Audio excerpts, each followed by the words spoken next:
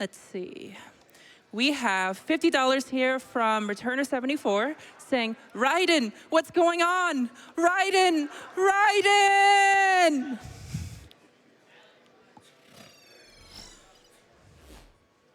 Oh, looks like we're ready with our next run, which is Metal Gear Solid 2, Sons of Liberty with Tyler2022. Take it away.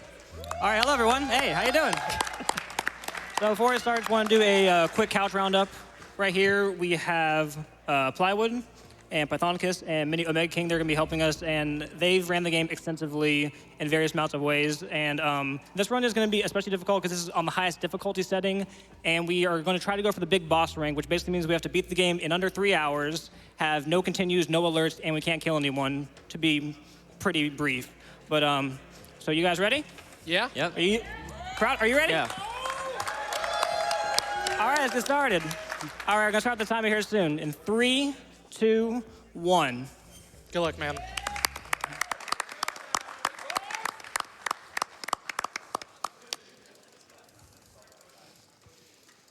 Just so everyone knows, Tyler is a MASH king. Yes. It's really true. So yeah, welcome to the first chapter of Metal Gear Solid 2, The Tanker. We're going to be playing as Solid Snake for this part of the game. It's about 9 minutes long. Snake controls a little bit differently from the character in the latter part, Raiden. Instead of cartwheeling like Raiden does, Snake rolls.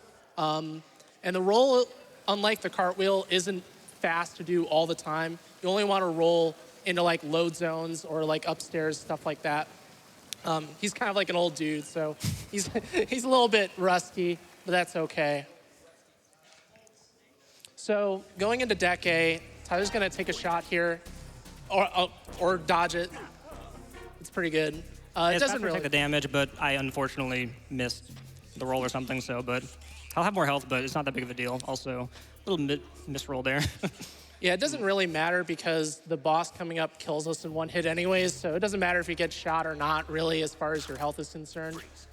Hold this guy up and run by. So you're gonna see a lot of hold-up strats in this run. Holding up guards, as long as you don't show that you don't have a weapon equipped or whatever and hang around. Holding up guards is a really good way to keep them situated while you get by them. This room, interestingly enough, is easier on European Extreme compared to like normal difficulty because the camera is stationary. Actually, it moves around. Stationary on lower difficulty. Yes. And shoot the wall there to distract the guard. Roll up the stairs, a little bit faster than running up them. And coming up to Olga. Now this Olga fight, she can go one of two ways, left or right. If she goes left, the fight can be faster because you can skip dialogue from Olga. But if she goes right, we won't be able to skip that dialogue. It's just random. You just have to know what to do depending on which way she goes. And fair reminder again, one shot, one kill. She's quite the shot on European Extreme. So this is left Olga. We're gonna have Olga spot us. That's part of the setup. Hide. And then we're gonna trank her behind the tarmac here, the tarp. And yeah, she's just gonna keep on taking it. You just pace out your shots once her head pops up again. And that's Olga. Perfect loop. All right, Perfect loop. really good. Here in practice, I wasn't getting that too often, so that's kind of surprising that I got it right there. So beating Olga gives us the USP, I believe. Yeah, the USP, yeah. Yeah, the USP. And we need the USP in order to actually progress through the engine room, which is our next destination. You can actually go there without beating Olga, but you can't do anything because you can't shoot out the sensors for the Semtex. Shoutouts to Azu. Yeah. Yeah. So this next room, there's really nothing to it. We're just going to grab some ammo on the way through and then keep heading down. Just kind of backtracking back to where we were before, just taking a different room, though. So this room, we're going to shoot this guard, and we're just going to wait for him to turn around and slip right by him. And here, we're going to do a warning shot in this hallway. And we're just going to bump into this guy and then round the corner, and we'll be all set. Yeah, worthwhile mentioning, we're on not game over if discovered, so if you're on game over if discovered, strats like this you can't do, where you hear that like music playing that the guard has spotted you. So right there, you might be wondering why he didn't get an alert. Tyler actually shot the guard's radio and busted it, basically meaning that he can't call for backup. We're going to be doing that a fair amount in this run. It's used quite often to avoid alerts in certain sections. And if you trank a guard and then roll into him, it will actually instantly knock them out. Oh. Nice little trick there. You see him quickly shooting those M9 bullets. You're not supposed to do that naturally, but if you swap the weapon, you'll skip the animation of cocking the pistol. So yeah. It's a really good trick to get M9 bullets out quick. Being very careful here. I don't want to blow up the ship. All right. All right, good. No ship blow up yet.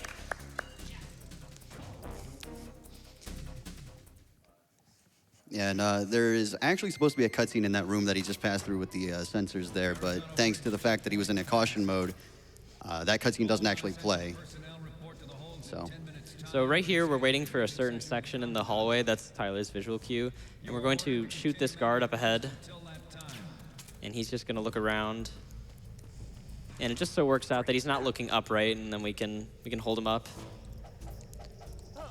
Do a punch buffer there to make it past that guy. Classic strat in Metal Gear, doing punch buffers. He tried. He really tried. The tranquilizer got him first. Anyone.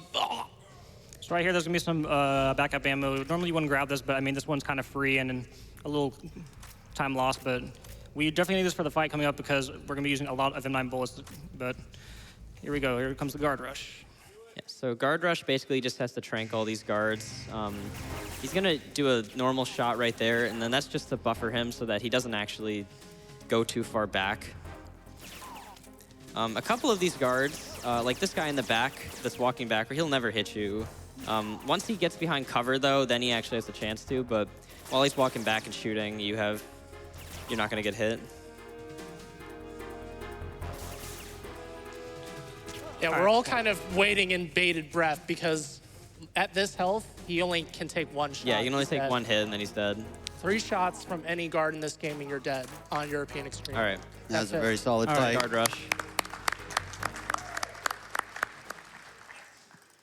So immediately following that tricky fight, we've got our first trick of the run, actually, something we call ladder glitch. Now, basically, we're going to be equipping the camera and trying to mount the ladder at the same time, which the game does not know what to do with you at that point. So we do some inputs, and you know, I don't think ladders are very important. Yeah, just ignore them entirely. After that, it's a simple matter. Just run in front of the projectors, knock that guy out, and you got to roll next to the guy next to the box there, or else you'll bump into him, and he, more often than not, he'll actually just spot you on the spot. And in the holds, doesn't matter what setting you're on, it's automatically a game over. Yeah, and you can actually roll into these guards and cause like sort of a domino effect of Marines falling over. But getting out of there after doing that without getting caught is very inconsistent, so you won't be seeing that, unfortunately. So now, in the third hold, we're going to finally see Metal Gear. And these are very convincing photos we're going to take here.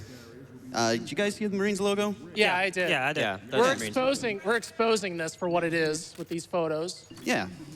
So when they were changing the game from PS2 and basically upscaling onto the HD version, they kind of made some errors with the hitboxes for getting the correct photos.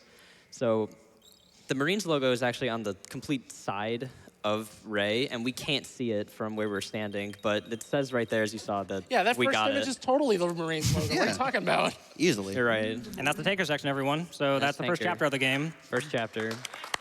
Now, Definitely a challenge Yeah. learning, by the way. So now coming up, there's going to be a lot of cutscenes. So do we have any donations to read out? Of course. Okay. We have $30 from Avalor Freeman saying, second time donating. MGS2 is a game that has had such a close place in my heart since its 2001 release. After losing my father to cancer early 2018, I've been attempting to speedrun this game as my own form of comfort. Much respect to all the runners who can blitz this game effortlessly, and thanks for that follow on Twitch, Tyler. Let's kick cancer right in the lows. Thank you so much. So now we're going to start the playing chapter, which is featuring Raiden, which is the main character. And we're going to do something similar to what we were doing with the ladder glitch, but with the scope here. We're going to kind of go over the ledge here, and all of a sudden, this. Water isn't real. Yeah, this isn't the last time you'll seeing Raiden swimming in air. It's going to happen a bit later. But this actually saves a little bit of time, as well as looking silly. When you open that door normally, it plays a cutscene of the guard that we're going to swim right by, that guy. Hey, what's up? How you doing? Falling over. But he doesn't fall over because we skipped the trigger for it. He looks rather comfy. It's like a statue. Yeah, the start of Plan is essentially another tutorial because you can start on Plan if you want rather than doing Tank or Plant. So you're going to get more tutorials, a lot of codecs here. And by the way, oh wait, didn't, what? Where's the happy birthday? Oh, there it is, okay. Happy birthday, AGDQ. This only works because it was the first day. So at this point, after these the few little cutscenes and codecs here, these guards are going to wake up, and there's actually no time to really be saved in this room. But you can definitely lose time. So what Tyler's going to do, he's going to just take up position behind this guy who's very, very sneaky behind this box, and we'll start to make sure these guys won't be an issue. The reverse groin punch. The advanced techniques. Yes. It's really awkward hitting the groin, by the way. Like, it's a pretty small hitbox, but it's useful since if you hit someone in the groin, they're out for about 30 seconds. Yeah. And they also instantly knock out regardless of if they've been shanked or not. You can just hit them and they'll instantly go down. All right, now we're out of the docks area, which is kind of like the training area, and now we're actually going to be playing the game a little bit, but we still have a couple more minutes of just dialogue, cutscenes, and tutorial rehashings that we would have gotten earlier. But so there's another small opportunity for donations if you have any. We have $40 from Slipovery saying, Snake, can you hear me? Snake! Snake! Had to donate during my favorite game series of all time. Good luck for all the runners, and thank you, GDQ, for doing this marathon. All right, thanks so much. Do I have time for one more? Do you think we have time for one more? Okay, yeah, one more. We have $20 from Cameron Cram saying, hey, Tyler, as promised, here I am. Good luck on your run, mate. In before Dimension Police gets Metal Gear support. Also, a comment from me wouldn't be complete without a pun to go with it. So make sure you gear up to snake your way through this run and show the world how solid of a player you are. Thank you, Cameron. Appreciate it.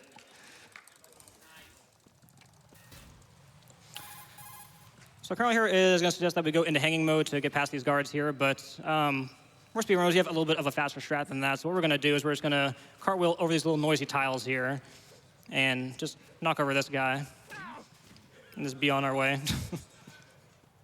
Yeah, the cartwheel is a very, very effective tool for pretty much all of the run, whether we're bumping into people or just the general movement, because as mentioned earlier, Raiden's a little faster when he's cartwheeling thanks to his recovery frames being shorter.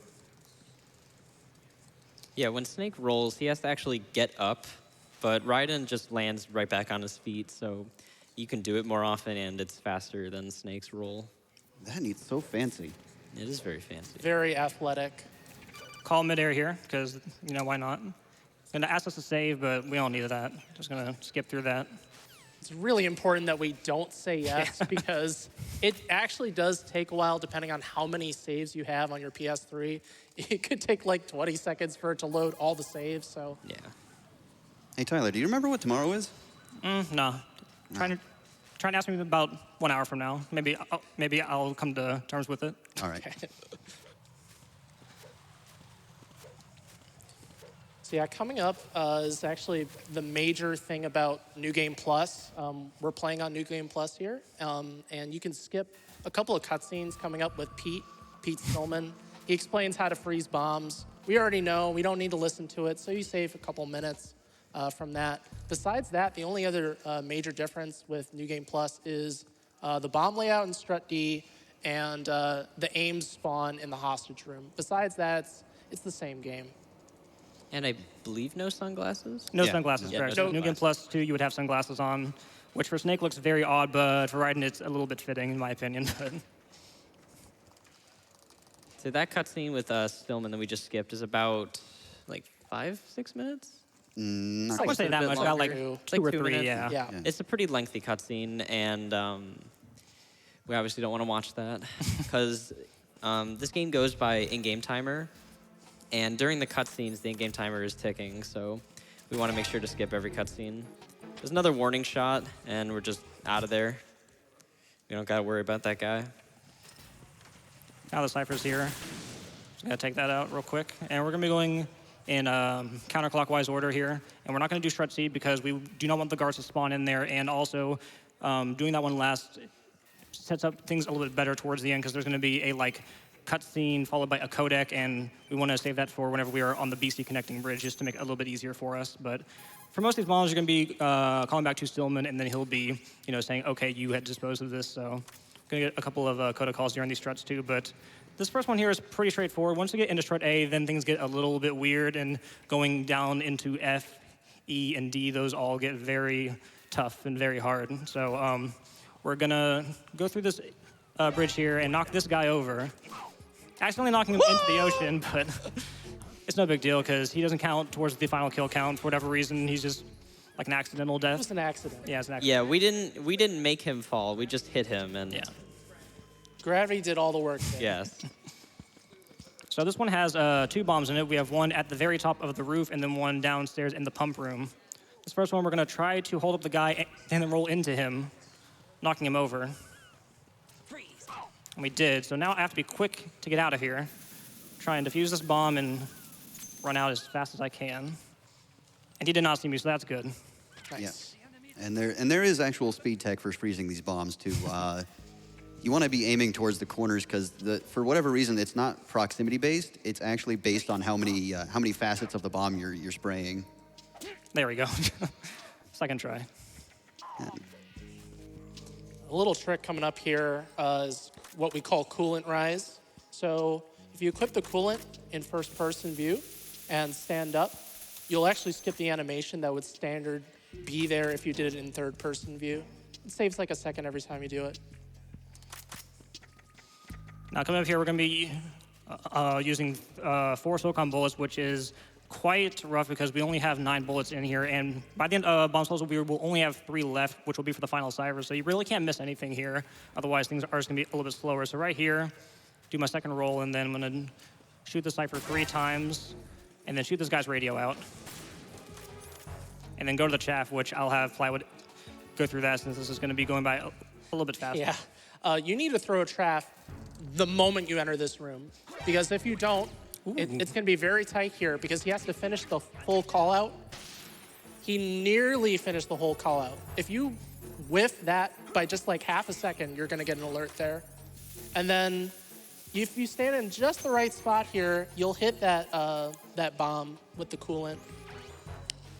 It's a very weird spot because you have to be able to see the bomb itself from that little crack. And this caution is actually beneficial for this EF bridge because we'll be able to skip a little mini cutscene. It's pretty nice. And use the chaff here to deal with these ciphers. This is one of the worst rooms in the game, by the way. There's claymores on this bridge, and it's very easy to bounce into one of them, especially this first corner. Yeah. Nice. Yeah, Raiden has this weird thing going on in this game where if you try and clip a corner too closely, he'll just bounce straight back out. It's nonsense, but what can you do? MGS2 things. Yeah, But now that we're in caution, there's actually going to be an additional guard here. That guy with the big helmet, big dark helmet, he's the backup unit. If a backup unit ever spots you, that's an automatic alert. So you got to be very careful with those guys, especially later on in Shell 1 core. Grabbing the box here, which is going to show a familiar game, Tyler, for those of you that are Konami fans. We'll see here in a second. Yeah, and the box is a very important tool in our arsenal that we'll be using. Very useful. Yeah, we'll be using it quite a bit throughout the run for a lot of purposes, actually. Yeah, it's multi-use for sure. And coming here, we have a small breather. We have a cutscene coming up, and then we're just going to be right back at it. So it's just a small breather. Yeah, we're going to be seeing the box used quite a bit, even in the next strut. Let's go through all the uses of a box. All right. You guys got to know how useful this box is, okay? Number one, lower profile. Guards are not going to see you as well. Number two, you don't take hit stun if you get shot, which is really useful.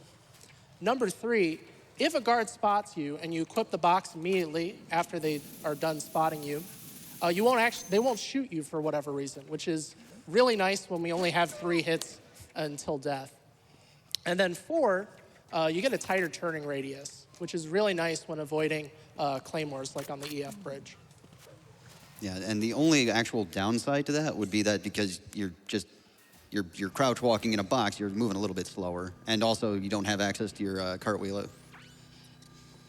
But other than that, yeah, the box is pretty much our best friend. So that guy will be awake now because they're only down for about 1 minute now. But I'm going to have to do a very specific hold up here, and then immediately go in the box, and then come back over here. Didn't shoot him, just like I was saying. Yeah, they don't shoot you for whatever reason when you get in the They're box. very scared of the box. They're afraid of it. So coming up here is the New Game Plus route for Strut D. Depending on what you're on, New Game Plus or Plus Plus, you get a different route here for the bombs. So Tyler's going to go for a fast shot on this guy across the room. He's going to move over here, equip the box to avoid getting spotted, then get spotted by this guy, trank him, roll into him. He's going to land on the platform. Now we're going to trank this guy across the way, drop down to the rail. This guy's going to see us, but we're going to roll onto him as we get up because we're athletic. Wait a moment, use the cutscene to avoid getting shot here with the iframes. Spray the guy so he doesn't call. Trank him, roll into him, he's asleep. And now we're gonna go defuse the other 2 bombs. And this is a really complicated room, as you can see. Very fast, and Tyler makes it look like easy street. Plywood, you need to take a breath after that? Whew. Speed commentating. Yeah, pretty much. So that was the bulk end of the bomb disposal. We only have 1 more left, and then about 2 more left after that. But this is the main bulk of it, and we are still on big boss pace. Whoops. And we have no continues. We haven't taken any extra alerts, haven't killed anyone, so we are on very good pace here. Getting past the EF bridge with 0 continues is very good, since that bridge can kill a lot of runs. So this is an interesting little bridge here. This looks scary, but we're gonna approach this guy, quit the box again, because he's scared of boxes, and then head into the next strut. As long as you don't hear the alert chime as you enter the next strut, you didn't get an alert, by the way. Useful little things throughout the run to kind of keep ourselves in line with stats. So if we had defused this bomb when we were initially here, picking up the sensor right there would have played a cutscene. And that would actually start the timer to get to strut A and defuse the bomb in like the basement area. So we want to make sure we do it in this specific way because we'll actually get the cutscene on the way out of here. And that just gives us more room to work with on their way there. So now we're going to be told that we need to go to the bottom of strut A to defuse another bomb, and that's why we got sensor B. But we have 3 bullets left here, which are going to be just enough to take out that Cypher. And having an empty magazine here for the SOCOM is very important for the next fight, and that'll be for the next fight coming up and then later on for the Harrier.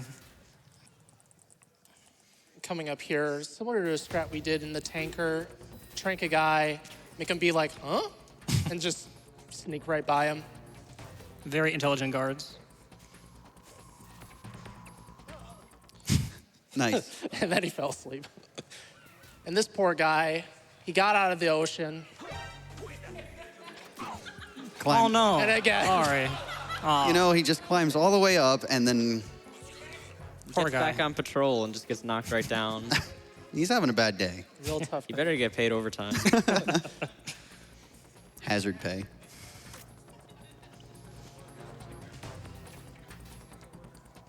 So now we're going to go down to the elevator, going down into the dock area for Strat A, which we have to defuse the final bomb. Then they go to the very first boss fight of this plant chapter here coming up. But right here, you can actually hold select here, and it'll answer on the very first frame. Now, that'll be important later on for arsenal gear and a couple of like other areas, but that saves a little bit of time, but that will be very important later on.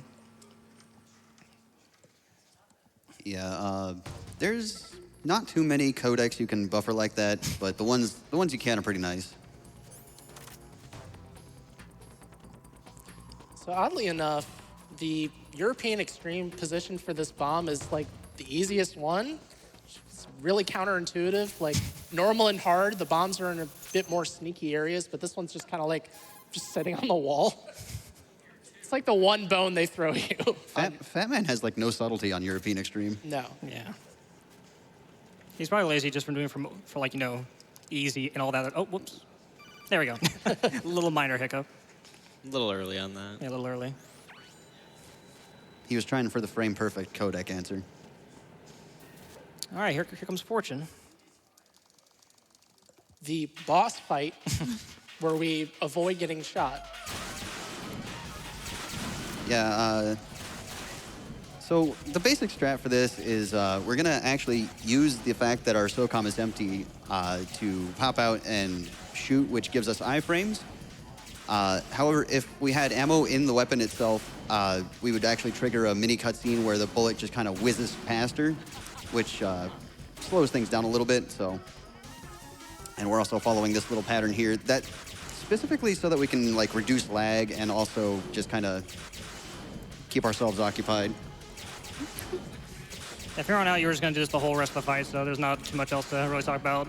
Just make sure that you time it correctly, because if you are a little bit off, she can actually hit you, which you can tank one hit, but second hit, you're going to be in bleeding, so you got to be really careful here. She sometimes fires one more here, but she... Oh, wait, sorry. Next cycle, excuse me. She'll do 5 or 6, depending on randomness. And she did not. I don't feel comfortable grabbing that, so I'm not going to grab it. I was a little late on that one. Yeah, we're going to need some ammo coming up for the next boss fight up on the Strut E heliport. And the coolant there is just to set up the menus. When you go through a cutscene, depending on how what weapon you have out, you're going to have a different weapon when you equip it here. So it's just a way to set up the menus. Also, really important, we didn't mention this, but if you want to run this game, definitely have the previous option, not unequipped, because previous allows you to reduce your menus quite a bit. See if this guy's going to be polite here. Oh, he's not. Sometimes he can open up the door for you, but that depends on your position, and I was a little bit off, but it's all right. Impolite. Impolite guards. Who would have thought? Now, coming back here, it's going to be a little bit different for Strat F, but again, the box is going to be very useful here. Going into this room right here. I'm going to go in the box, hide, and then do 2 trank shots. Again, using that tactical reload trick to skip the rechambering. I'll cover that guy and just be on our way. So this trip on EF Bridge is much less scary because we have the box to kind of cut the corner a bit better. However, this time we don't have the chaff as backup, so we do have to kind of wait for this guy to just kind of get out of our way. And yet another warning shot here. So the boss room is really loud just because there's a lot of boxes moving through here. And we need to distract this guard here up on the stairs. And I did place it correctly. So too far to the left, and then they will actually hear that, and then that can cause the alert most likely. So that's good as well. So now this is going to be the first actual boss fight of the game for the plant section, because Fortune wasn't really a boss fight. He was kind of sat around. But this one, there's a lot of stuff to do, and he's a bit random as well. Yeah, Fat Man, the big thing here is the start. It's the most important part of fighting this boss on Extreme and European Extreme. Because if you set up this fight properly, you'll be able to stick to him. And being able to stick to him, he won't be able to lay more bombs and cause a huge headache. So Tyler's going to freeze this bomb, turn the corner, hit his skate, and then he'll fall over. And if you're good with your shots, you can get 2 shots off when he lands on the floor. We're not going to do that here, quite like we would normally. He's going to dance around, shoot his skate again, and now stick to him. There we go. Yeah, menus can be kind of sticky in this game, but Yeah, he bounces around kind of randomly, and it can be a little bit difficult to get the double shot that you want. Yeah, sometimes when he knocks down on the ground, he can actually bounce and look like you're just lined up properly to hit his head, and then he'll just turn the corner. yeah, and while we're chasing him down and trying to manage getting the 2 headshots per knockdown, we also have to keep a very close count of our SOCOM ammo, because it takes 6 shots on European Extreme to knock him down. And that's that, man. yeah, nice fight. No bombs placed, which is very good, because if you're a bit slower, then he'll start placing bombs. I believe you can place up to 5 bombs, and you get maybe something like 30 seconds to defuse them, which is near impossible. So it's good that he didn't play like 0, so that's good. So here's going to be a lot of cutscenes coming up, so we have time for probably like 3 to 5 donations. Thank you. We have $50 from Neil20 saying, "Hey Tyler, it's your friend Neil. It's amazing to see how much work you put into this run, and I know you will do amazing. Good luck from me and all of the card gaming community. This donation goes to whatever you choose." That'd be the Silent Hill 2 dog ending, in case anyone is curious for that. Best ending.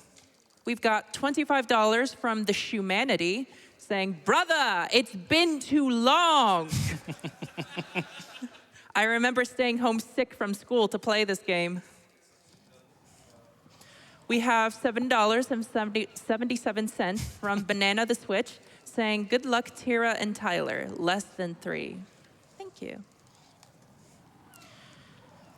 We have $20 from Raichu165 saying, "Love you, Tyler, heart. Best of luck from all of your friends at MGSR. We're Nice. all rooting for you." Thanks, Raichu. Appreciate it. All right, so now we're getting back into the gameplay here. So we're going to do a kind of a weird menu here. We're going to go to the box, and now during that cutscene, we actually got the BDU, which is the enemy disguise, but we still need one more weapon, which is, funny enough, located in Strut F at the bottom. So we just need to kind of backtrack over there again and go and pick it up. Yeah, the basic, the guards in the Strut 1 core, they all have the same uniform, they all have the same gun. So if they see you walking around with the uniform but not the gun, they get really suspicious. So we just want to make sure that there's no suspicion cast on us. Besides the cartwheeling, of course. Yeah. The cartwheel. You know. I mean, I cartwheel everywhere, don't you? It's optimal movement, of course. Unless you're Guards are Snake. not. Yeah, unless you're Snake, then you're a little too old for that. So right here, we're going to do a little punch buffer here to make sure that the guard up top does not see me. Then maneuver on down here, and we're going to try to shoot the wall here to do a little distraction shot, which we did not get. Just have to take this guy out, and there he goes. Yeah, that shot is a bit weird to land because you're basically trying to auto-aim and hit the wall, but not the guard. But the spot on the wall where you generally hit is really close to that guard, so you have a pretty high chance of hitting him instead. Tyler really demonstrated there, though, that you have to sometimes make those adjustments when you're running this game, because one little thing changes and you have to know, okay, I need to do this instead. Because if you don't do that, usually that's going to cause an alert and a game over. Right here, another mandatory call by Rose. She calls us pretty often, in case you haven't noticed. Yeah. But it's all right. So the guards here will get suspicious if they see you rolling, but those cameras actually, they won't. Nothing will happen. Yeah, whoever's operating the camera, he just doesn't care. He's not paid enough. So we have to go find Ames, which is pretty easy to find because he's the only guy in there with a mullet, but we actually need to interact with him, so we need to get the directional microphone from this room right here specifically. And if you like Metal Gear 2 Solid Snake, we're going to get a sneak preview of a boss in that game, the Running Man. Yeah, it's kind of referenced here, yeah. This is the Russian version. He's got to get his stretch on, man. Got to get that stretch on. They show a cutscene for him doing a stretch right here. We're skipping it. And then another cutscene where he bolts around the room. He just runs around. Just runs around. He just runs around. There he goes. Yeah, there he goes off. See you later. Fast elevator, that's nice. That's RNG as well. So coming up here, there was a recent visual cue found to actually get to the retinal scanner and then choke a guy instantly and then just go to the room. So right here, I'm going to knock on the wall as fast as I can. Oh. What was that sound? It's a little slow, but once he finally comes over here, then we'll be able to show off instant choke into the retinal scanner. And that's found by Azu. Appreciate that, Azu. Yeah, Azu also found the, I think it was the New Game Plus strat for Strut D. Yes, he did, Yeah. correct. So shout out to him. He does some crazy optimizations for this game. So I believe during the cutscene, I saw that we have the old lady spawn. We do. So Nice. all these are old ladies except for Ames. So this is really easy to spot him. Trying to see where he's at. Oh, he's in a bad spot. So I may have to use... Yeah, I'm going to use the glitch here. So what I'm going to do is I'm going to do a punch-punch kick. Wait for him to stop shaking. And then once he's done shaking, just immediately go to the directional microphone, and we're good to go. Normally, you'd have to wait around, and that just wastes a lot of time, and that's just a lot safer, but it's a very weird glitch. Yeah, and that's another symptom of New Game Plus and onward is that on New Game Plus, or on New Game rather, you can always tell where Ames is going to be. He's in a set location, but on completed saves, he moves around randomly, and it's we think it's a frame count. It's probably a frame count thing. Yeah. The only thing time-based is the spawn seed, but funny enough, right here, we're actually going to go back to the original spawn point, so I don't know why they moved him around, because he's right here, so it's kind of weird. So, whole Shell 1 core is on alert. We've been revealed. We still have our BDU, but we don't have the mask. It still has camouflage properties, which we'll be using later, but until then, we're gonna use our box, our trusty box, to avoid getting shot. And this poor guy got tranked. And this exit from the first floor is a little tricky. Gonna throw a chaff immediately to take out the cameras. And there's gonna be a backup unit guard here. Again, very important we take him out, because if we don't and he spots us, that's an automatic alert, unlike these typical patrol guards. Nice, he did not shoot me, so that's a little bit faster. Yeah, and we want to make sure as we're skedaddling on out of there, we grab that ammo too. For sure, it's important. That's a pretty simple auto aim shot. Nothing too fancy. In fact, most of these are just making use of the auto aim to take care of those ciphers, make sure they're out of our way. And we're gonna head into Strut F to pick up a sniper rifle, the PSG-1, so that we can start getting across the Shell 1-2 connecting bridge. Thankfully, our final trip through this strut. Yeah. It's a pretty challenging strut. Little punch buffer there so we don't run into this guy. It's really close. The one American backup unit, for whatever reason, they just ran out of budget and like, okay, let's get an American because everyone else is Russian. That's interesting. Whoops. It's my theory that that's actually Johnny. Oh, yeah, see, that would be more believable. So a bit bizarre. We're on infinite caution here. It's just a weird glitch if you get a caution in that room. But strangely enough, that's actually preferable because in Strut D, if you run out of caution, there's a chance you'll run into the backup unit. And again, if they spot you, that's an alert. So No, you don't. So part of the reason we took out those cameras the first time we went through Strutty is so we could take that line through there, make it nice and easy. And I mean, you're also on kind of a timer waiting for the box to Yeah, fill up nothing in else to the do, first so you may as well place. just do it. So right here, you're gonna see, like, we're gonna get really close to him and he won't be able to see us, where normally he'd be seeing us pretty quickly, but he's gonna open up the door for us very politely. And he kind of fell through the floor or something because he's nowhere to be seen here, so I don't know where he went. All right, now the sniping section, we have to take out all these sensors here in order to actually progress onto the Harrier fight, which they're scattered about, and a lot of them are in very strange and weird locations that are not very nice.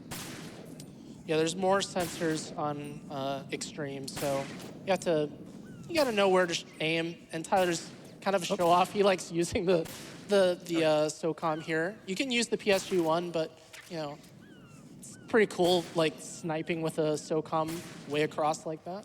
And you can hear a click when you hit the sensor. That's your audio cue to know you hit it. Yeah, and the trickiest sensors are up on these ciphers because, yeah. That was close. Hold your breath. Oh, sometimes that bird can also get in the way. I've had that happen before where I've... Okay. All right. That's not for a So second. the reason we're all worried about that there is because if you hit the ciphers with the PSG-1, it's a one-shot kill, and if you kill the cipher, for whatever reason, it doesn't count as blowing up the sensor. It just kills you instead. Yeah, Counts everything as blows blowing up. up the bridge, so it's an immediate game over. So this is about the hardest fight in the game, so I'm going to let them take care of it, and I'm trying to do this here, so let's see if I can get this first try. Yeah, don't clap first. All right, so this is the Harrier fight. Ideally here, Tyler's gonna go for 5 shots at the start. You have to do a very tricky shot in the air here, and then a 5th once he flies over the strut. Nice. And he got it. Perfect. Not over yet. Not over yet. And this is Still actually more to the go. harder strat. Even if it's faster, it's harder. It's gonna fly over. And hopefully he's not gonna swim in the ocean because the Harrier, for some reason, can if it wants to. Oh, I missed that in the second one. It's okay, though. Yeah, the flight pattern that the Harrier takes is more or less set depending on how many shots you can take, but sometimes it's still a little random in like altitude. And what he just did there was actually a visual cue to skip that cutscene so we get an auto lock on the Stinger missile launcher. And that allows us to take that shot, and the missile just kind of does what it wants to do. Kasaka, please. No! Oh, no. No. Yeah, So he shot me, which ruined my setup to try and go against the rail. I probably should have gone in hanging mode, but that's unfortunate. That can just happen. Yeah. That's just completely random. Try this fight again. The Kasaka moves around randomly in the air, and sometimes it can get in your way when you're trying to line up a stinger shot. Yeah, on the higher difficulties, it's more likely that they're just going to camp in your way, which is cheap difficulty. yeah, we really weren't kidding. This is by far the hardest fight in the game, both one of the hardest to learn and the hardest to optimize. In part because the Kasaka can just ruin your day like that, and there's really nothing you can do. Yeah, and another added layer of fun to this fight is that you're constantly, on the HD collection, you're constantly fighting frame lag just from shooting the Stinger, and there's nothing you can do to avoid it. So, But I think we're gonna get this double here. Yes, we Nice. did. Yeah. Nice, Good. nice. Okay, Otacon. Okay, good. That side means that he will not get in the way at all. so we're camping up against the railing on the opposite side from where the Harrier is coming in, so we can pop out, use iframes, pop back out, and then take another shot, which, if you mistime that, it explodes in your face, and on European Extreme, it'll actually kill you, so got to time that correctly or else, you know, bad things. And that there was what we call a hook shot, which really shouldn't be possible within the framework of the game, but for some reason, you know, I guess Raiden was a very apt watcher of the movie Wanted. And again, right there, we were abusing our iframes to basically just stand around so we didn't get damage from the All right, missiles we're right good. there. All right, But that's we're the done. Harrier fight. That's Harrier. Really hard fight. Yeah, a lot of random very things can difficult. happen, so. All right, so here we're gonna be asked, we asked us to like save again, but we're gonna say no, obviously, because we're speedrunning, we'll need a save. Oh, sorry. It's okay. All right, thanks. good. Hey, thanks. You're welcome. Now the leap of faith, which is fairly challenging because you have to time the roll just right here. Yeah. Yeah, you know, just toss yourself Whoop. haphazardly off a bridge. Don't equip that. Sorry. We ain't calling anyone. Don't text and run, okay, man? We went through this earlier today. Oh, nice. You skipped that little mini. Yeah, Yeah. very nice. If you roll just enough, then you can just get the mini cutscene there. And these guys are gonna notice us because, you know, the bridge exploded. They're like, what the heck's going on here? But we're gonna slip on past them. And again, the BDU does help here with the camouflage properties to where we can't be seen here. But I'll be doing an awkward roll into the ladder and then climbing it immediately. Raiden's just very nimble like that, I guess. Yeah, you know, he hooks his toes onto the rung and just flips up. Yeah. It's very impressive. We're going to do a clever little knock up here to avoid this guard seeing us. And he's just going to be turning over there and just walk right by him. And This is faster, by the way. This is just for fun. This is faster, doing it like this. Yeah, it just speeds up the animation a little bit. How fast can I go? So up ahead, there's a this next little bridge section is got like 4 or 5 ciphers all across, and we just saved that one chaff specifically for this bridge. Each and every one of our chaffs that we've used throughout the run have been very, very specifically routed so that we get maximum effect out of it. They're really overpowered, but you don't want to go out of your way picking more up. So we have a couple of cutscenes coming here, so maybe have time for 1 or 2 donations. We have $20 from Iridescence saying, a Metal Gear at GDQ? Tyler, how is this possible? Congrats on making it to the stage, buddy. All of us in the MGSR Discord are cheering you on, praying for the god Ames. Have some Australian GMP for your efforts. Good day to the couch, too. All fantastic Metal Gear runners. Peace. Thank the you. 20 is going to the Jack 3 Glitch Exhibition. Ooh. It's time for maybe 1 or 2 more. We've got $15 from Lali Lulelo saying it's currently after 2 a.m., but I had to stay up to watch my favorite Metal Gear game. Good luck, and I hope you manage to avoid drowning. I'll try. We We're have about to find out.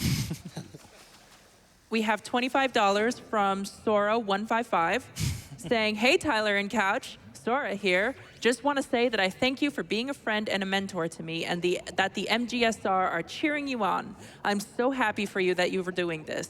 Show these guys your great mashing skills, and don't forget, once you're done with this run, go to bed. It's a school night, lesson 3. Thank you, Sora. I appreciate it. So right here, we're going to pick up the Nikita, and we're going to be pressing down with the right stick to kind of do that really quick 180 flip. But the hitboxes for this game can be kind of weird, and you can sometimes miss it. But luckily, that one was a bit cooperative there. It's really funny when you miss it because you look really cool when you do the flip and you're like, oh, I didn't pick it up. So then you have to like awkwardly turn around. Yeah, and we weren't mentioning it, but you might have noticed before we entered the Shell 2 core that we removed a clothing item there. Actually, having the BDU equipped as you're entering the Shell 2 core is it's detrimental because it'll slow down your loads for no discernible reason. And Okay, just enough. That was probably maximum height. So throwing this on there causes him to actually fall into the good RNG pattern here. So he's actually going to duck, and he'll be right in front of the control panel, which you think that would be kind of bad, but the other pattern is that he could fall over, and that, for whatever reason, kills him, even though he's further away from the blast. I don't quite understand that too much. Oh, okay. Tyler, stop it. Sorry. What are you doing? A little conversation here with the President of the United States currently.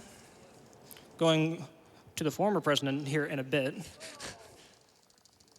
Poor guy. He's got a lot of stuff to say, but we already know all this, so we're just going to skip on through it.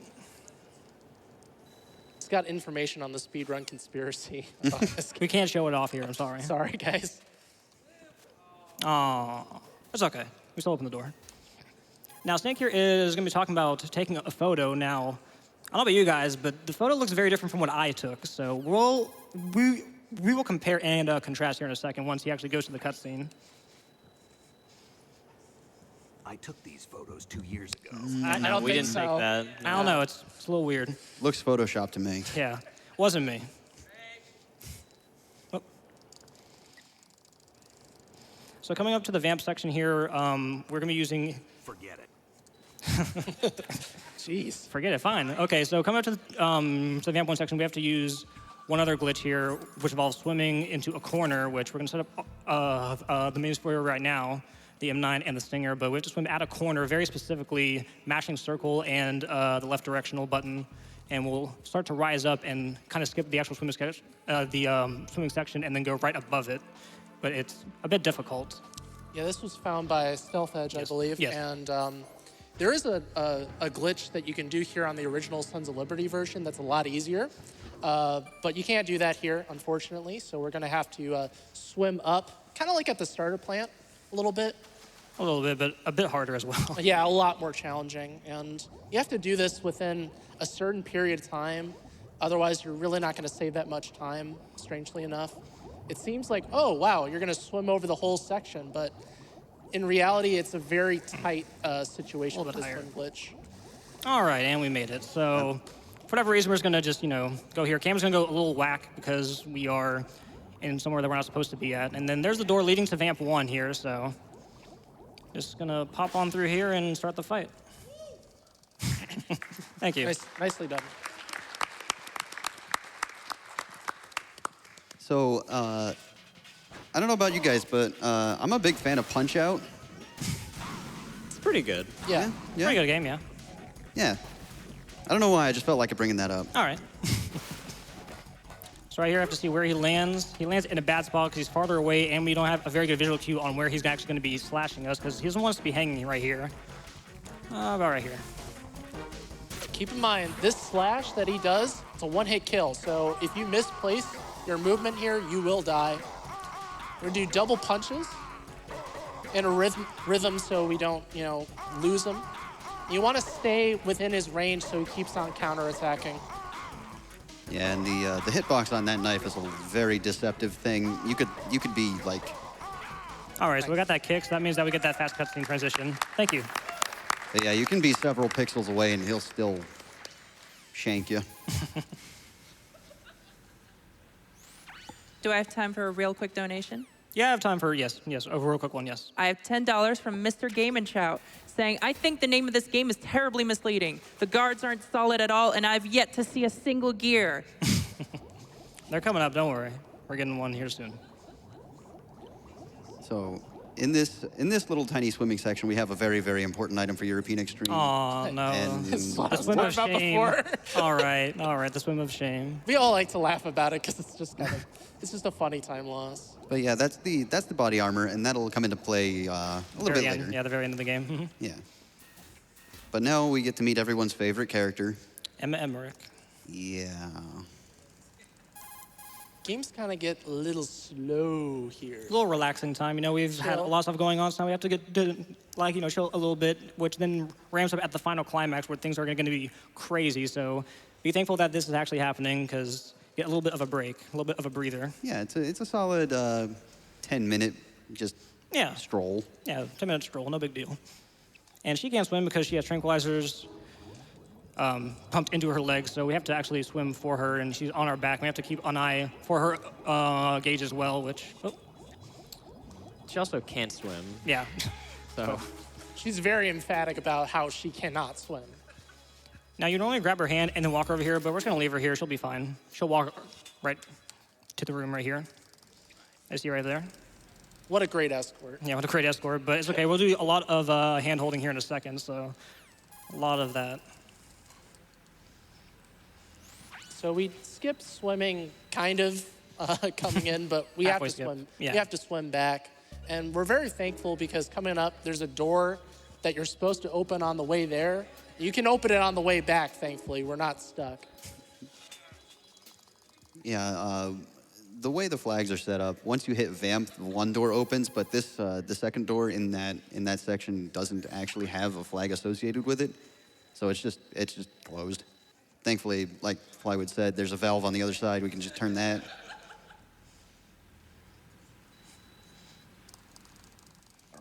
also the glitch we used to get into Vamp early, you can actually do that before grabbing the Nikita and going to the President. But after you beat Vamp, you kind of soft lock yourself because you can't actually leave the room. The door is locked. We don't have the key card to open the doors, so... Yeah, very cleverly, the President has the key to progress after that point. And most of the card keys are all through like cutscenes, so trying to actually break the game and try to go into areas that we're not supposed to is pretty hard because we can't really interact with the cutscenes until we get to that point in the game. It's pretty locked down. Now, you can access some doors earlier on because you can extend the hitbox further out, but the door actually checks for your card whenever you actually enter a new room as well, so you can be stuck behind the door, which can be not so fun as a soft lock. So, couple of notes here. We wanted to make sure Emma's health doesn't drop below the A in her name, and That way she won't just kind of crouch down and try and recover some health. And also pay no attention to what's happening on screen. It's fine. Everything's fine. She's fine. Calm Little down. hug, little hug.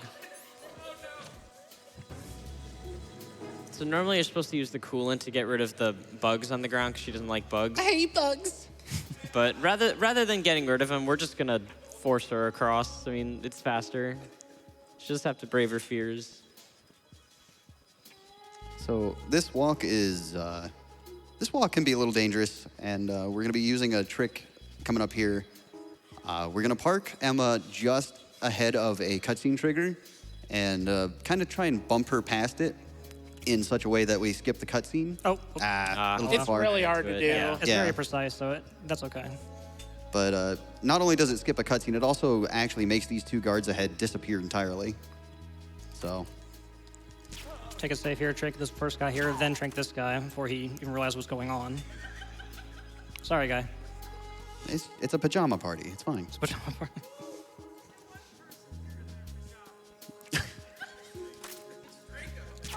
Whoop. All right, now we're gonna grab Emma's hand again and leave the area because this is a very slow walk. We're gonna be going towards strut L to the oil fins because we have to walk all the way across and get to strut E. And that's gonna be a very long section, which is essentially like an auto scroller, about 7 to 9 minutes or so.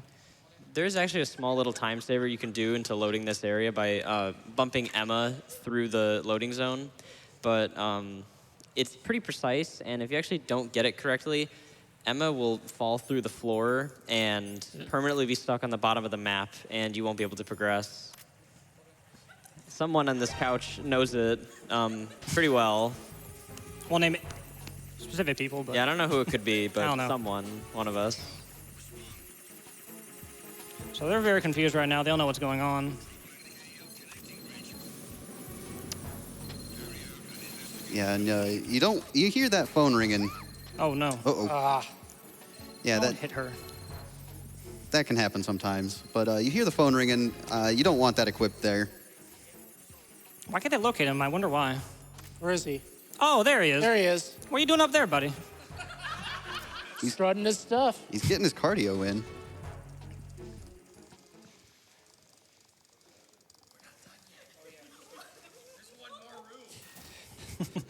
Not done yet. Yeah, this last section's pretty easy. It's just a couple of guards. You gotta not shoot the wall. Okay. It's okay. What are you worrying about? Yeah, that guy Fine, had to fine. put on his binoculars to see us. He doesn't have very good eyesight. Yeah. An actual note about the game is that when the guards actually use the binoculars, they have effectively infinite range vision. So It's pretty broken. yeah. So here is the infinite snapping section. This is one that we can only lose time on. We can't really save much time. So this is a spot for a various amount of donations, which I think we should do them now or later in a bit. I mean, we could explain this section Okay. before we get into it. Yeah. So, there's a few challenges here. We need to trank some guards. We need to destroy some claymores so Emma doesn't run into them. And then there's going to be some ciphers that we also have to take out. Like Tyler said, really the only thing here is you can't save time. You can only lose time. And the only way you lose time is if a guard spots Emma. It's not an alert, but it causes Emma to cower in fear. And we want her to keep on moving across the fence.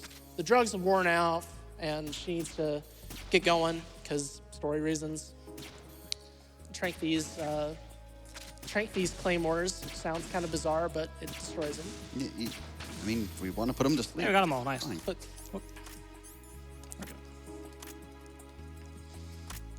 yeah, and now there's going to be some guards. It's a set pattern, so as long as you know when the guards come and you're ready for them, pop a pentasm because that steadies your aim and take them out.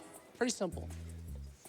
Yeah, like Plywood just said, the pattern is always set. It's always going to be from the top left, then the bottom right, and then the bottom left. And then there's a guy who just kind of meanders off the top left again once Emma's like beneath the balcony there. Nice shot. Yay! You'll be an MLG pro in no time. So now we have time for probably 2 to 4 donations. Thank you. We have $100 from DLimes13. Wow. Nice. Saying, love seeing my favorite game at AGDQ performed by the best player on the planet. Good luck tonight, and the entire MGSR community is behind you. A lot of supportive people. Thank you guys. Appreciate it. We've got $10 from Doomed Danny saying, hey, Tyler, this run is great. All of us in the Tekken community are super proud of you. Keep it up, heart. Yeah, you have Card Game, you have MGSR, and Tekken. I'm part of a lot of communities. Try to make as many friends as I can through these video games. We've got $5 from Iggy Zig saying, giving up some cash for Tyler in his solid run. We have $60 from Ariel30 saying, keep up those tactical cartwheels. We have $50 from Decim saying, so excited to see an MGS2 run. Good luck to Tyler and all of the other runners, and remember to kill the animals. This is a non-lethal run. We have $75 from Gunslinger Bara saying, Metal Gear Solid 2 is still my favorite game after all of these years. I always try to donate during a Metal Gear run, and this one has been excellent. We have $20 from Not That Droid saying, Metal Gear Solid is my favorite series of all time, and having the chance to watch someone speedrunning it and contribute for a good cause is always great. My mom fought a cancer in 2012, and video games helped me and my brother a lot through that tough time in our lives. She won the fight against it in 2014. I don't want anyone to live the pain that having a relative having this, and every single penny matters in the fight against it. Let's go, guys! Thank you.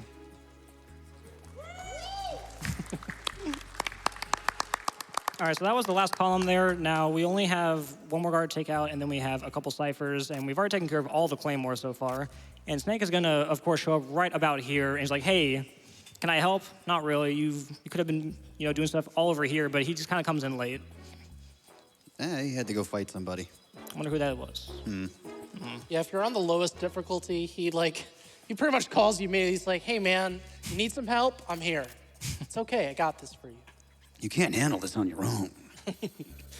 And one more guard up here. Got his radio, too. So whenever she goes actually behind these pillars, we can actually do this, which is interesting.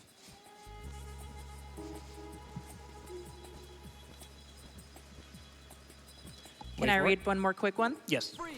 $100 from Ryujin saying, a new AGDQ, prevent cancer, good job, Momodora insane incentive, Psycho Mantis. No. Why not? Stay away from good-looking women when you're fighting. Otherwise, you'll get hit with diarrhea. Ugh. One of the few things I learned from Shadow Moses. What are you talking about? We've got $15 from Jay Ness saying, MGS2, have to donate for the first time during my favorite game series, dedicated to Jessica, diagnosed with cancer last month. Cancer sucks, but GDQ and all donators and runners are awesome. Johnny, no! This place is about to sink! Just get up fast, okay? Oh! Wait! What? What's your name? Don't have one. Huh? Okay, fine. It's Johnny. Oh. Oh, poor Johnny. Hey, if we run into each other again... Weird guy. What a weird guy. It's actually been rounding around the corner right now. Those are the last ciphers to actually take out, so we don't have any more to take out. Oh, wait, sorry. We have one more. It'll be coming in later. Excuse me. Now wait for the Snake Coda call. It's going to happen right in between these two pillars here. Yeah, Johnny's kind of like the speedrun mascot for us. We like making jokes about him. He's like the moral center of the Metal Gear series. For sure. He has a relative, or at least himself, in almost every game, right? Yeah, pretty much. Just as much, yeah. All but one. Really? Which one is it? Oh, 5, right. Oh. Nice shot. Hey. Well done. Yeah, so if you're not under the effects of pentazamine, your aim is all over the place, and it's difficult to actually do that sort of thing. once she walks right in between here, we're going to start the second van fight, which is very short because the sniper has no like rate of fire limit, so we're going to be mashing as fast as we can and try to hit him in the leg, and he's going to be down pretty quickly. My leg. My leg.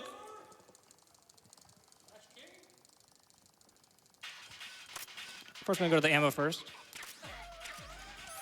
Take some Pentasmin.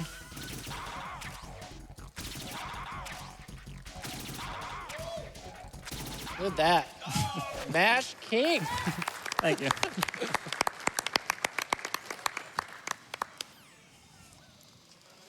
Now we have to head over towards the Shell 1 core because that's where they are keeping him, because she actually got stabbed right as he was actually getting down. So we have to go all the way over there again, which that will start the final sequence of the game, which is Arsenal Gear. And that's where things get really risky and can get very challenging as well. It's pretty much the calm before the storm here. Yeah, and they give you 200 seconds, but it's going to take about, I don't know, 50 seconds? Something like that, yeah. It's not very long. Yeah. The timer is absolutely not a concern. Especially for like normal and stuff, they give you like 600, and I've seen as much as like 1,500 seconds, which is, you gotta be, not even trying at that point. So throw this last chaff grenade here, let the sniper pass through. Now, how we left Shell 1 core earlier, we'll stay the same here, so we have to be careful, and my pattern was good enough, so there we go. Yeah, you can drop as few as 2 panels, but as long as there's enough space to cartwheel between each, you're pretty much golden. Yeah, all those spots, the game, gives you the option basically between hanging mode and cartwheels. Cartwheels are faster but riskier. Hanging mode is safer but slower. And on your exit initially, if you make too many fall down, you won't be able to cartwheel over, and you gotta be a little slow and sidle along. Yeah, and that's a long bridge to be just kind of meandering over. A little advertisement for this game. Yeah. HD collection, everyone. So that's our second to last save boss in the game. We got one more coming up. All right, so right here, the actual strategy guide tells you you need to press triangle so you don't lose any health, but contrary to popular belief, if you just don't do anything, you'll be fine. So I'm gonna use this as a little bit of a break, stretch, Because as you'll see here in a second. What? Seems a little risky. I'll be fine, don't worry about it. All right. You've grown. Oh no, it's choking me. High concentration of cerebral implants. How about that? Have they altered your memory too? Triangle, wait, circle, square? Oh, is it triangle? See, look, we're fine.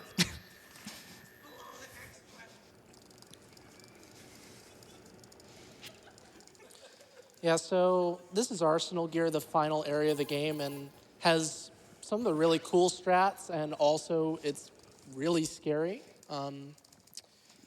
The start of this, we're gonna lose a third of our health to a punch. Thanks, Olga, appreciate it. That's our trade for being able to be released from this little cell here, which looks like the cell area in Metal Gear Solid 1. Brace yourself. Ow. Oof. She has a wicked punch right there. Mean right hook. I know. And you could just sit around and wait, but you need to talk to Rose, so it's faster just to call Rose and chat with her. Yeah, if you just wait around, it'll eventually happen, and it'll be a required call. But like Plywood just said, it's faster just to call her right away. So we have no gear, we have no clothes, we have to just kind of just meander around with nothing on, and we have to only go through one more room, and then we'll get our stuff finally, but this room is a bit tricky. Yep, and this is the most important codec buffer in the game, because if you buffer the codec and take it on the first frame possible, you can do that and not get spotted, which is very, very, very helpful. And then right there, once his knee rises, then you can press select for this codec. Colonel's going haywire. Don't mind him.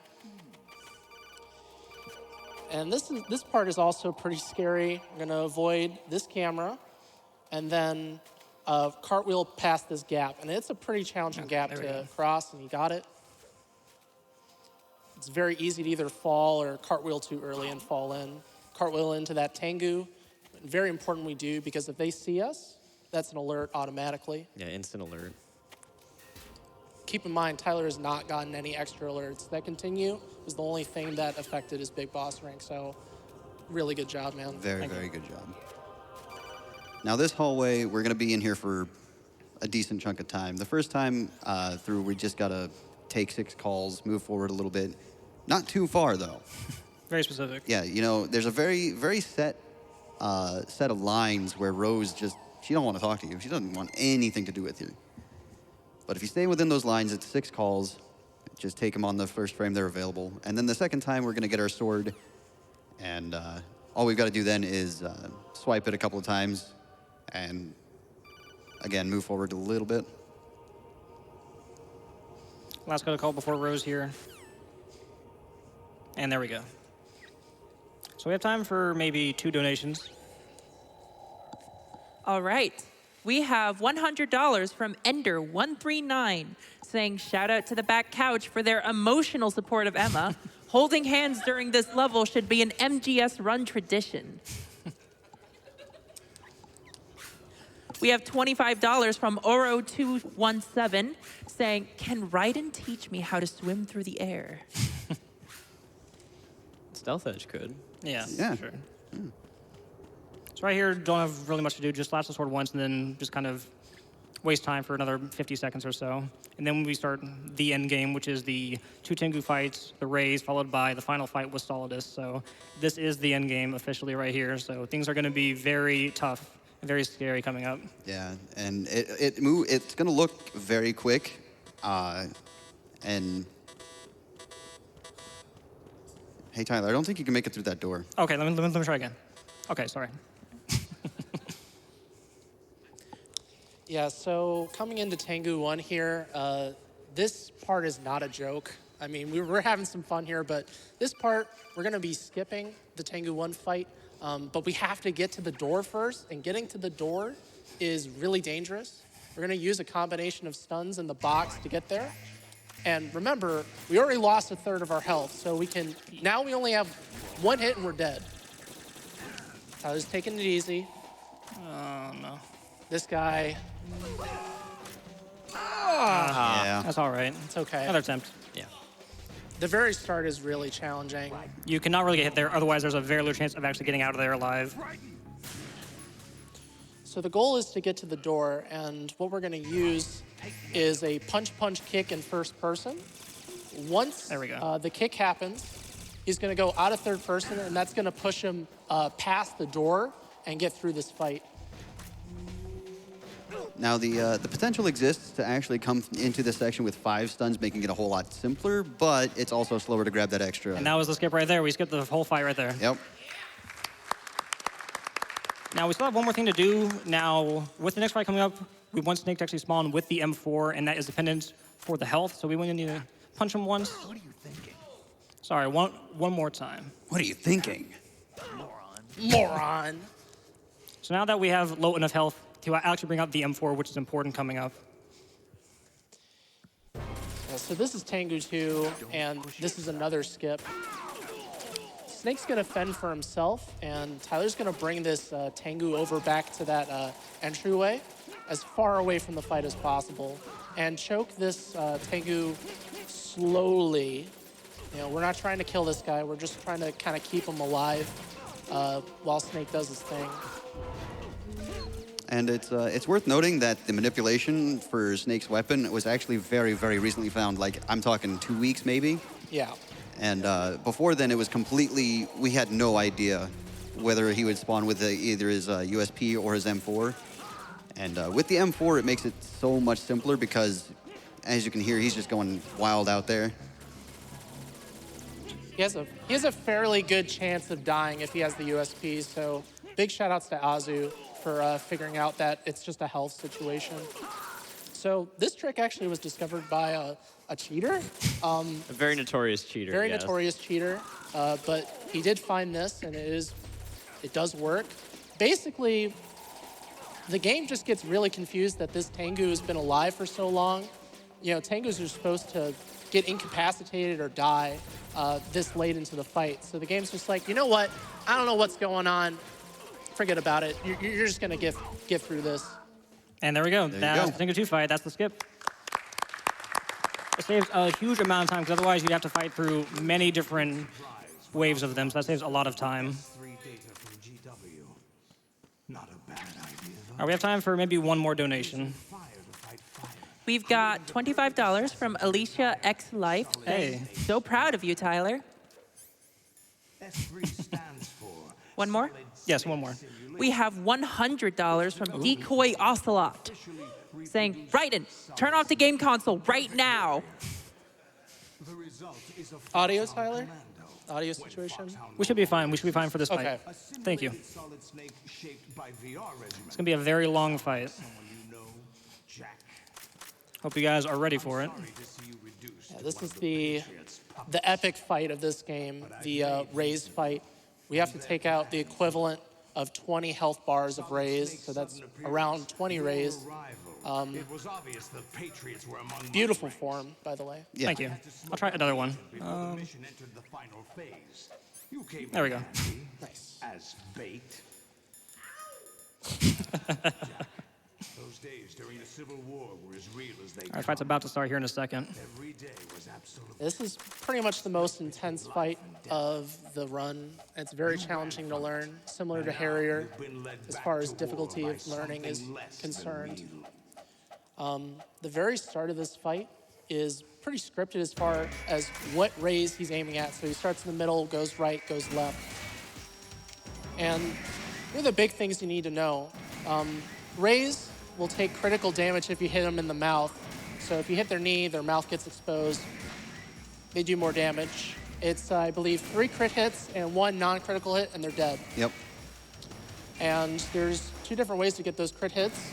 Hit them in the knee, and they also can do a battle cry or use their laser attack and get them in the mouth that way. So once you bring the middle ray down to about a third of its last hit, rather, they'll start jumping up on stage, and that's where the pattern starts to get a little hairy. We've scripted out the first several, but eventually they're going to break ranks a little bit more. So basically, we are standing a set distance away. We want to be as close as possible to these guys so that the missile travels less distance and we can do more damage more quickly. But we also want to make sure we're also trying to manipulate which attacks we're getting because they're all distance-based as well. We're really trying to avoid the long-distance attack, which is its knee rockets, which on European Extreme, everything but the machine gun is a one-hit kill. So, and the knee rockets are notoriously difficult to dodge. So we really, really want to avoid that. So we kind of stick a little close, medium range. Yeah, so the ray on stage is the one you really got to pay attention to. That's the one that can give you the knee rockets. The rays on the outside, they'll kind of walk around the perimeter until they get to a set position. And at that point, they can start firing rockets as well. They're a little bit easier to deal with. You just kind of cartwheel to dodge them. But the ray on stage, if that fires rockets, your life's going to flash before your eyes very quickly on European Extreme. And Tyler will be trying to stand on or near the Stinger ammo pack. And by doing that, he's going to keep on getting those Stinger ammo missiles so he can keep on firing shots. And all throughout, he's been using the hook shot method to try and avoid the wingtips. Oh, no. Well, unlike that. That guy wasn't very nice. You don't want to get hit in the face. There you go. But yeah, it's just these little minor things to make sure you're actually hitting your shots. Keeping stingers out as often as you possibly can. And just surviving, really. Really nice shot from Tyler there. He had the shot where you get them while they're doing their battle cry. It's a nice free shot since you're saving a missile shot, hitting him in the knee. You got to be really careful. The way Tyler's doing this, he's standing pretty close to the edge. Guy's shooting rockets, that's not good. And the big thing here is just avoiding when they jump on stage or go off stage, they can stomp you, and that's a one-hit kill.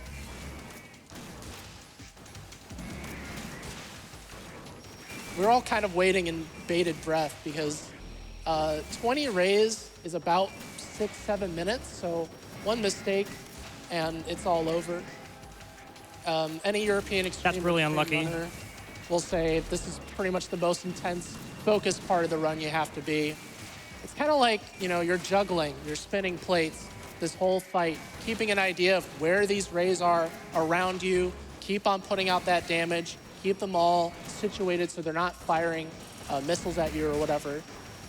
Yeah, a lot of runners will actually go ahead and just take off their headsets and just focus entirely.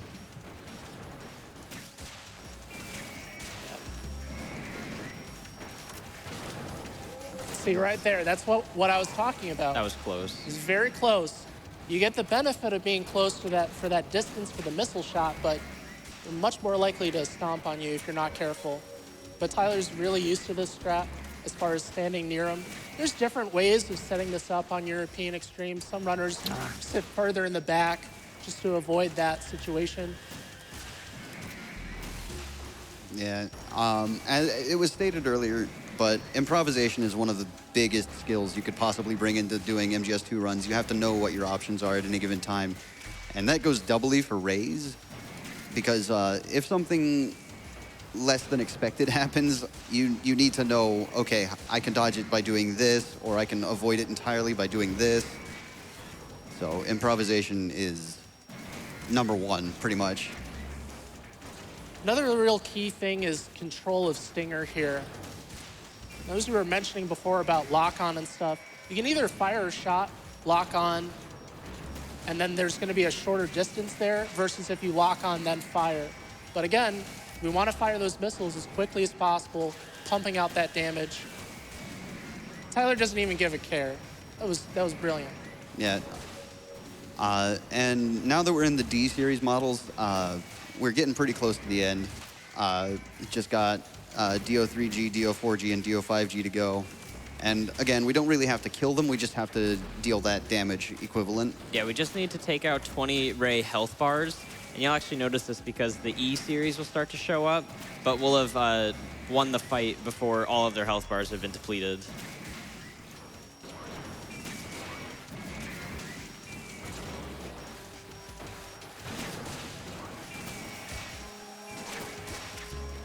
Yeah, sometimes they can actually fire the water cannon from off stage.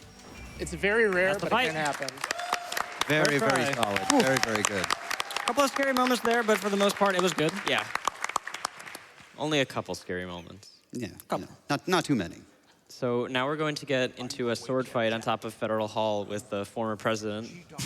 Of the United States. Yeah. But first, we have to get choked real quick. And this one, you do have to mash triangle. You have to do it, because it will be 15 seconds long, which isn't too bad for me. Yeah, on PlayStation 2, though, this torture can be up to 60 seconds long, or 65. Yeah, it's really bad. It's pretty rough. And you still have your European Extreme health bar. On the HD collection, they actually give you I think it's an easy health bar? Yes, easy difficulty. Yeah, they give you an correct. easy difficulty health bar for the torture here and for the final fight against Solidus.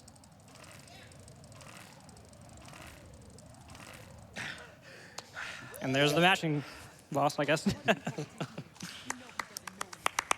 It was all right. It's okay. You know. A little trick there, if you have trouble with that, look towards Ocelot and Snake. You actually, it's a little bit easier with the mash. Mm-hmm. It fills him with determination. Yes.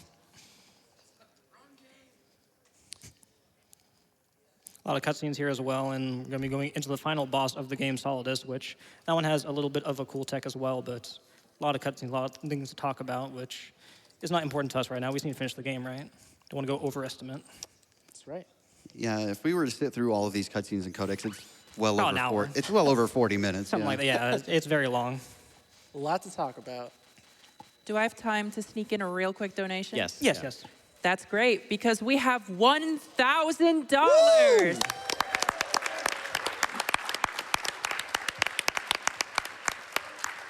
From Anonymous, who simply says, "No kill run. Remember to trank the animals." That's better. go. Yeah, thank There you. go, That's trank the better. animals. We want to be fast, but no kills.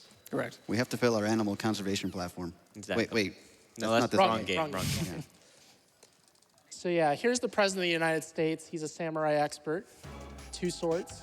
So, real cool thing, part of this, the boss design. If you attack him on his bad side where his eye patch is, he won't be able to block it. But if you attack on his good side where his eye is, he'll block it. So Tyler's going to be doing a loop here with punches to take him out non-lethally. So you attack on his good side with 2 slashes. Not too quickly, or else you'll knock him over. And then go to his bad side and knock him over. Man on fire, cartwheeling, no big deal. Now the big challenge of this fight is the camera. Yeah, it's the camera. The camera is, as you can see, is kind of panning around as we move around, and it can be a little bit distracting. Not only that, but it also affects like the directions you move when you push the analog stick in a certain direction. It can be unexpected at times.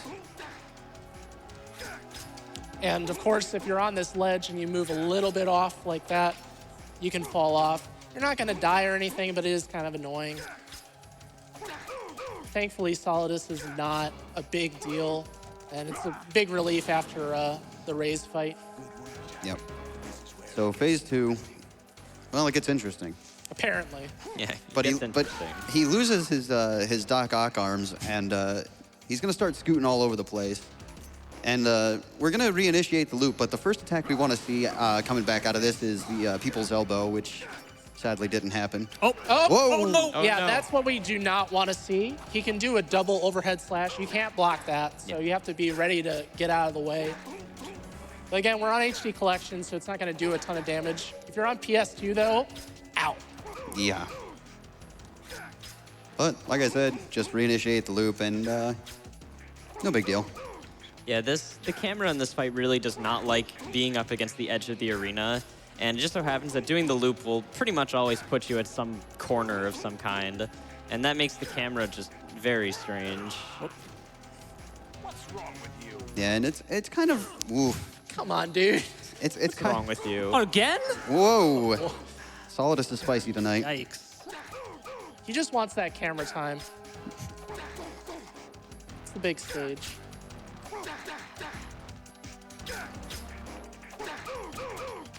Nope. That's okay. Miscounted a little bit. Are you going to go for the cartwheel finish? Bam. Go for the cartwheel finish. Here we go. Here we go.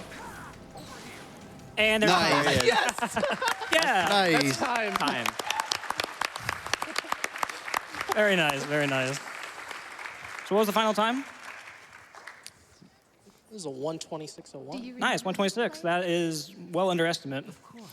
So real quick shout out to a bunch of people, because without them I would not be sitting here right now. First of all, Jaguar King, watching his run of Metal Gear Solid 2 got me into speedrunning itself. And with this game specifically, there's a lot of people that have contributed to the game. Strafe Machine, Azu, Drix, Plywood, Pythonicus, Miniomegaking, Raichu.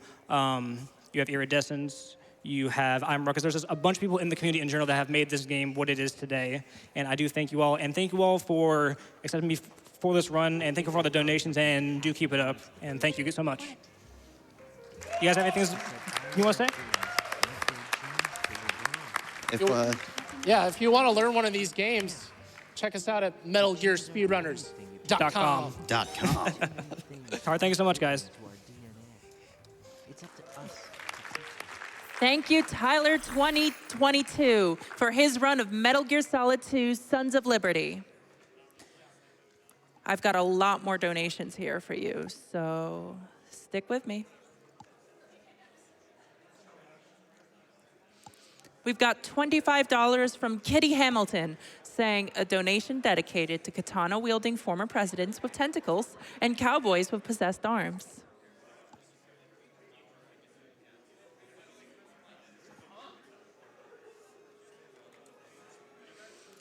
We've got $10 from Blast Processing, exclamation point. Already donated at the start of the Metal Gear Solid 2 run, but Tyler deserves another. This run is spectacular, and Tyler is an unstoppable machine. I need scissors, 61.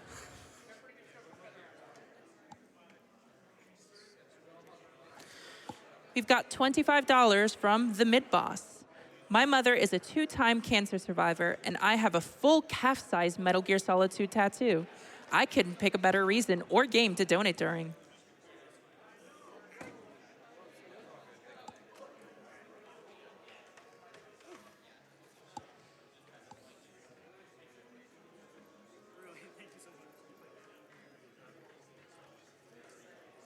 every frame of it.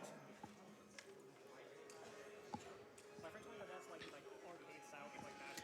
We've got $50 from Ruxana Faraon. Shout out to the novel Kangaroo Notebook by Kobo Abe, one of Kojima's main inspirations for MGS2. I just read it, and it's almost as bonkers as beating this game in 95 minutes.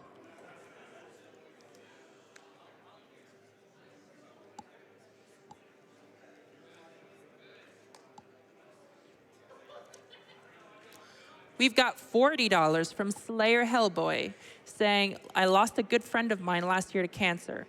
Happy to support the foundation to kick cancer's butt. Good luck to all the runners and all hail the God of War. Speaking of which, we have a bid war coming up soon for God of War 2, which is the game after Shadow of the Colossus, which is next.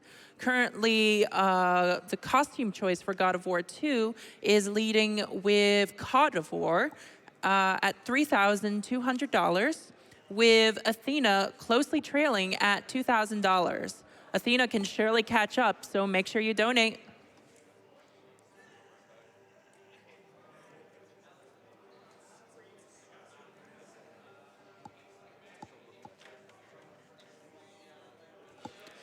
We've got $50 from Marcus, saying, thanks for running MGS2. European Extreme is incredibly difficult, so seeing it run with such precision is a sight to behold. I have to agree, Marcus. I couldn't keep my eyes off the screen the entire time.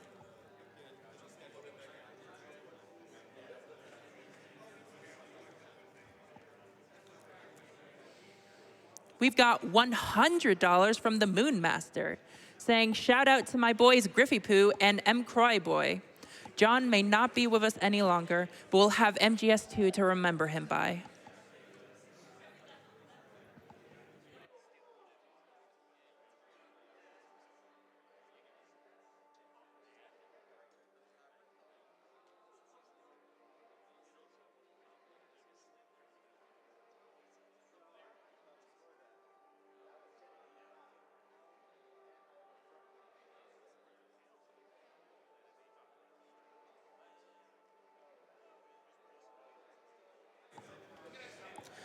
Now let me just tell you about one of our wonderful sponsors. Katana Zero is a fast-paced neo-noir action platformer focusing on tight, instant death acrobatic combat in a dark 80s neon aesthetic. Visit katanazero.com for more information and to wishlist on Steam, or you can find them on Twitter at ASCIIsoft.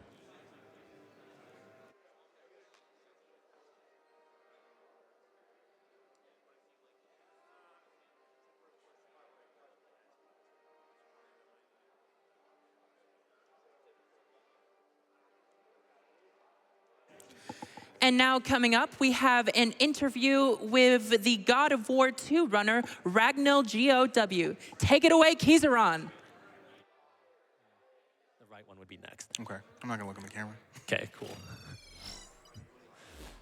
Hello, awesome games done quick. Are you sick of me yet? Because I've been here a lot today. I'm Keizaron. I'm here with Ragnell. How are you doing today? I'm doing okay. I'm very nervous, but doing okay. So I just want to. So you're going to be running God of War 2, which you should know that, guys. You should look at the schedule. So I want to kind of figure out what got you into doing God of War 2. I've always had a love for the series. I played it when I was a young kid. My brother got me into it, but I really enjoyed the combat system, the violence, the attention to the mythology. And I don't know, I just fell in love with the series, and I played every game on release, $60, paid for it, pre-ordered it. I love it. Like, can't get enough of it. I have a time in every game, every single game, even the newest game. And yeah, I just love it. So is it fair to say that number 2 is your favorite of the bunch? Yes, definitely. I think God of War 2 is I think it's the best of the old combat system. It has the best sub-weapons, and the magic is pretty good, and then the speed run is really fast compared to the other ones. Now, we were talking about this before the interview, but you had mentioned something really interesting. So the God of War series actually has a really big Brazilian speedrunning community. You want to kind of go into that a little bit? Yeah, there are a lot of people in Brazil that have just gained access to PS2 consoles, and they started playing God of War, and it's like their Mario to them or their Zelda, and that's all they grew up with, and they love it. And if you want to like have a perspective on how massive God of War is in the speedrun community, look on God of War 3's leaderboard, and literally 95% of it is all Brazil. That's really so there's like a strong passion coming from that country for the series. And you're here to help share that passion. You kind of want to tell everyone at home the biggest reason that you're here to show off God of War 2? My biggest reason here, yes, to show off God of War 2. It's a very technical speed run. It's pretty intense. It doesn't really stop. All the breaks that I ever had in the run, I took out because I found a faster way. So it kind of just goes and it doesn't stop. It's very intense. Pretty excited to watch that. Now let's go over to some social media questions real quick. I got a couple for you. So we got one from Lilat R. Hi, Lilat. How many bees do you think Kratos could fight? I would say a few thousand at least. I mean, he's pretty strong, but bees. You ever been stung by a bee? Bees are scary. I'm not a fan of bees at all. We'll see, though. I mean, maybe there will be a game where he does that. Oh, that'd be a lot of fun. We also have a question from Fuzzy Games on, what's the best God of War game to speedrun first? I would say God of War 3. God of War 3 has a very straightforward route. There's a way you could break the chain inside Hades, if you know anything about God of War 3. There's a way to break it in the beginning of the game, and it sends you straight to Zeus, and the run is about 52 minutes. The current world record is 52 minutes. But a lot of the tricks are straightforward. They're very beginner-friendly, and yeah, it's a pretty decent speed run. So just to start, I would say God of War 3. Now let's get back to God of War 2. Now you were telling me about a really nifty trick. It's called Swim Glitch, I believe? Swim Glitch is a glitch that exists in all of the main series trilogy. It goes God of War 1, 2, 3, and Ascension. They all have a form of a swim glitch.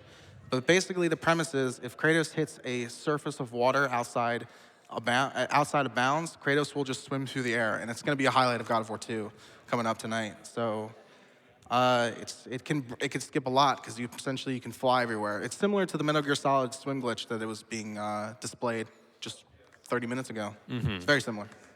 Are there any other neat tricks that we're going to expect to see in your run? There's one called the Atlas Quake High Jump, and it's basically the premise of an Atlas Quake High Jump is you continually reset the animation of casting a quake in air, which when you see it, Kratos will kind of rise up in place. But if you enter the menu and switch through your weapons, it'll cause Kratos to break out, and he'll gain that momentum, and he'll like rise up. And I'll be using it a lot over the course of the run. And there's some really high ones, some really scary ones. I think I'll get through. Now, God of War 2 does have a bunch of different costumes, and if you aren't aware at home, there is a bid war going on right now for which costume will be used in the run. Now, do you have a preference? Like, do you have a favorite costume out of the bunch? My preference, I would have to say, is God of War, because I think using like a fish? Yeah, like a fish, God of War. And it's literally Kratos in a fish costume, and I think it's very fitting because the swim glitch is utilized very frequently during the run. There's two instances, one large one that's like 5 minutes of the swim, and it'll look really funny if you're wearing a fish costume. I mean, that sounds pretty exciting to me. Yes. I personally want to see a fish just going all over the place. Yes. So be sure to get those donations in for those. Yes. Now, one last question for you. I asked this earlier to someone else. What do you think your time's going to be? Well, with my safety saves, I'm only going to take one that I can think of.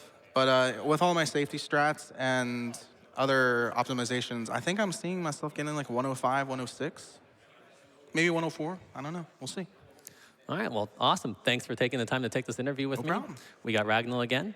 I am Keizaron. He's going to be doing God of War 2 later, a couple of hours. It's about an hour, I think. Yeah. It's right after Shadows of the Colossus. So yeah, it's going to be fun.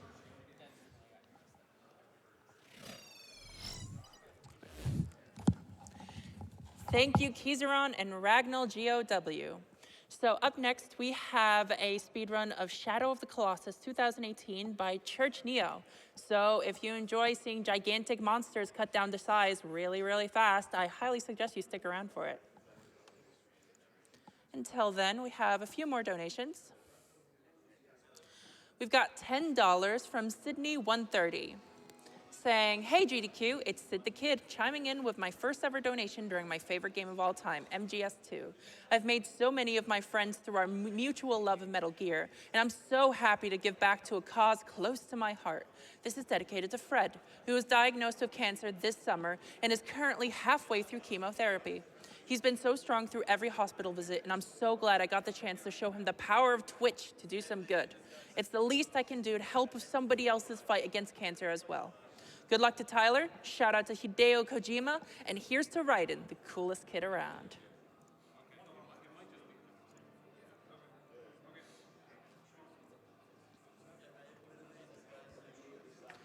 We've got $250 from Scott46, saying, always good to see AGDQ doing good. Good luck to all the runners.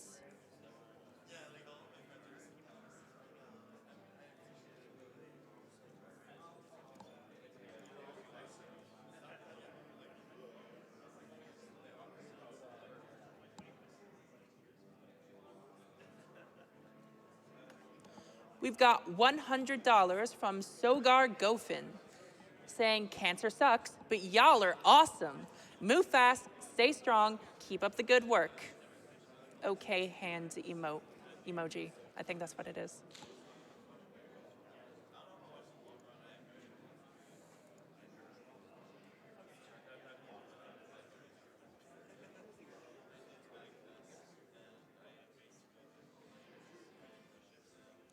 We've got $25 from Mad Riddler, saying, I love AGDQ so much. I watch this in SGDQ every year.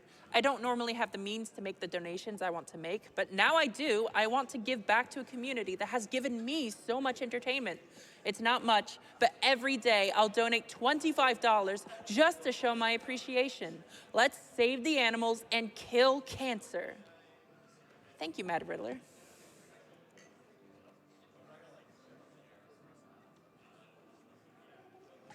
We've got $15 from Alex199, saying that portal run was crazy. Great job, guys. Keep up the great work over there. My first donation of many. I look forward to seeing more of them.